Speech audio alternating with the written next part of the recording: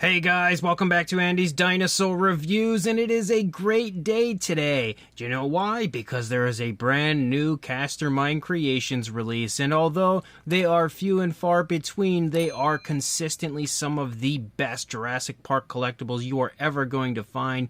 I honestly can't think of anybody that makes that perfect vintage style that just really tugs at your heartstrings, and of course knows and perfects that feeling that you get as a Jurassic Park fan if you were, a collector of the line back in 1993, and of course afterwards, leading up through the Lost World, Jurassic Park and stuff. Like, if you are familiar with those figures, you are absolutely going to adore the Castermind Creations releases, and definitely the same case here as we finally have our Ellie Sattler. And you can see she does come with some really fun stuff, including a Baby Triceratops. And I don't know if I'm ever going to get over just how good the paintwork is from Castermind Creations. It always looks, honestly, like it is an official Jurassic Park toy that was released years ago, but somehow has been kept in pristine condition. It is just painted so perfectly all the time. So if we bring Ellie in, first of all, you'll notice that she definitely has the likeness of Ellie Sattler of Laura Dern very nicely. We can see again, paintwork is picture perfect on her. You can see her lips are painted out, the eyes are painted out. And that's one thing I've always had such a hard time with, is painting the eyes of humans. I think it's such a hard thing to do for some reason, but he's done it perfectly here with Ellie. As you move around, you can see her hair is, of course, nice and blonde. It is also sculpted beautifully. There's some really nice waviness to her hair, and also in general is kind of sculpted out in the way that she wears her hair in Jurassic Park. So of course, making her look as screen accurate as possible. She does feature articulation, so you can move her head left and right so that you can pose her. As you move down into the outfit, you can see she does have that classic pink shirt that kind of wraps there and ties around her waist, and of course the blue shirt underneath, and that also has some really nice realistic sculpt work to it. You can see all the creases and kind of curvatures of her outfit as you move through. You can see the same as you move out into her sleeves. Her sleeves are of course pulled up to her elbows as you lead down. The sculpting of her arm looks great. You can even see fine details like her wrist bone right there. As you move down into the hands, you've got the fingers kind of folded in, of course, so that she can hold things, and that is definitely, classic Jurassic, I would say, as far as that kind of folded hand being able to hold different accessories. And you can see the knuckles and everything are all sculpted out, even including her fingernails. Continuing to move through, we have her belt sculpted really nicely, and if you get nice and close, you can even see such impressive fine detail within the belt. And of course, the paintwork, again, picture perfect. There is zero sloppiness when it comes to the paintwork of Castermind Creations. As you move through, you can even see her straps on her pants kind of going around the belt are all painted perfectly, and the belt itself, of course, is painted perfectly. And you can see that really cool JP tag that we have right here, and look at how good that paintwork for the JP tag is. I don't know if that's paintwork exactly or if he used a decal. Either way, it is absolutely perfect. And as you move down, of course, you've also got her shorts sculpted really nicely. Again, all sorts of creases and stuff, especially as you move up closer to the belt. You can see that as well, sculpted really nicely. Moving down into the legs, again, just look as we kind of turn the figure. The realism sculpted out. Like, you can even see her shin bone as you move up and kind of get a feel for the musculature of the legs, the kneecap, and the way that the skin of her leg kind of bends there slightly, just kind of creases there above the knee. Like, the detail included in the sculpt of this is seriously insane. And then you continue to move down into her boots. You can see her socks sticking up out of the boots, as well as the boots themselves, of course, sculpted really nicely. And again, picture perfect to the way that she appears on screen. Also, creases and everything within the boots, so making sure that this set overall is as highly detailed as you are going to find when it comes to an Ellie Sattler anywhere. She, of course, has more articulation than just the neck. You can move the arms basically on a swivel, so you can move them entirely around if you would choose to.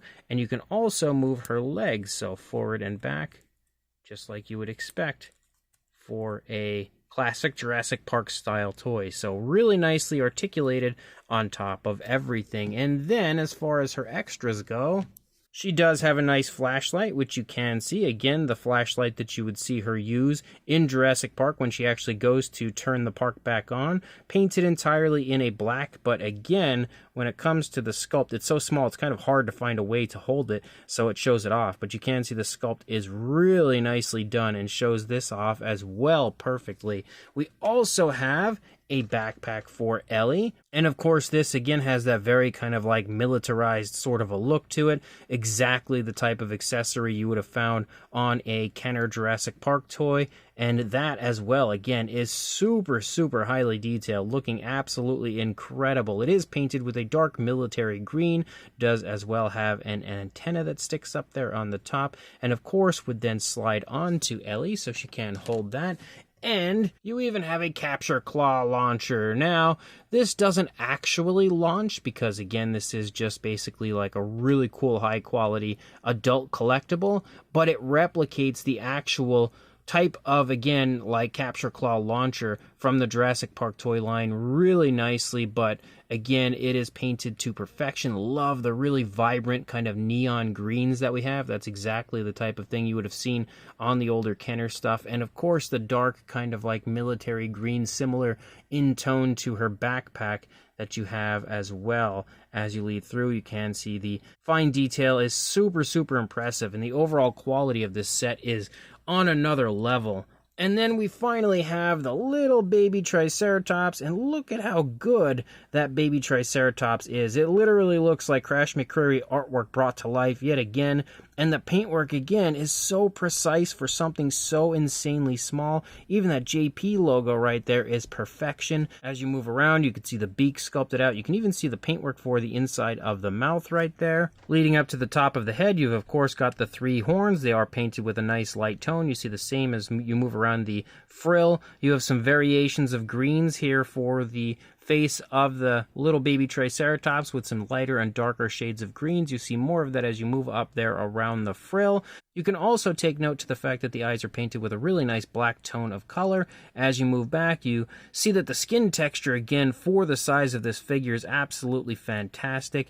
And we also have the nails painted as you move down into the feet, and again, painted beautifully for its size. All sorts of nice musculature as you move through the legs of the dinosaur. You can really see like the calf muscle bulging and everything right there. As you move up, you'll also see that we do have those classic Jurassic Park Triceratops osteoderms as you move along the side of the figure. Again, making sure this looks, again, straight out of Crash McCreary's art. You've got a really nice little curve to the tail as you move out. That darker green moves over the back of the Triceratops and then kind of like just patterns down here through the side of the figure. And then if we take a look over here, again, it's so hard to find a really good position to hold it in. You can see the legs on this side are a little bit further apart. The Triceratops has just kind of taken a step with that front leg as it's setting down basically on the ground. Again, the claws and everything painted really beautifully. The fine detail looks absolutely excellent. And this looks, again, like it's straight up crawled out of Crash McCreary's art onto my table here. It is so impressive, just like the baby Velociraptor was that Castermind Creations had included in their Alan Grant. This Triceratops is by far one of the best Triceratops figures replicating a Jurassic Park Triceratops that I've ever seen, especially when it comes to the baby form, but that is absolute perfection. Now, as far as a size goes for Ellie, you will see her come in at just a little bit under 4 inches, close to like the 3 3/4 inch range, but just slightly taller. So very much so in your traditional size range for a human action figure. And then for the Triceratops, the length is going to be at about 1.5 inches or around 4 centimeters. You're not really going to get much in the way of a height. Maybe 1/2 inch or 2 centimeters. But for a size comparison, there is Mr. Papo T-Rex, the Attack Pack Colovosaurus, Robert Muldoon, and the Collect A Human Being next to our Castermind Creations Ellie Sattler. And as you can see, Ellie standing next to Muldoon. They are pretty much right there in the same similar size range, so she does mesh quite nicely with the Mattel line as well, of course, as the older Kenner line. But you can also see that in general, you know, all of the figures are pretty much exactly in the size range I would imagine you would expect. They're definitely definitely in the size range I expected, so hopefully these other figures here next to her help to show you that. And then we've got a comparison with the Castermind Creations Alan Grant next to Ellie Sattler, and as you can see, they look absolutely awesome next to each other. Then for a comparison next to the Triceratops, you can see our little baby Triceratops is quite small as it stands here face to face with a Mattel minifigure. So that does help, I think, to give you a pretty good idea of the fact that this one is definitely quite small overall, making honestly his paintwork even more impressive. So this brand new Castermind Creations Ellie Sattler figure is absolutely incredible, like every figure they release consistently is.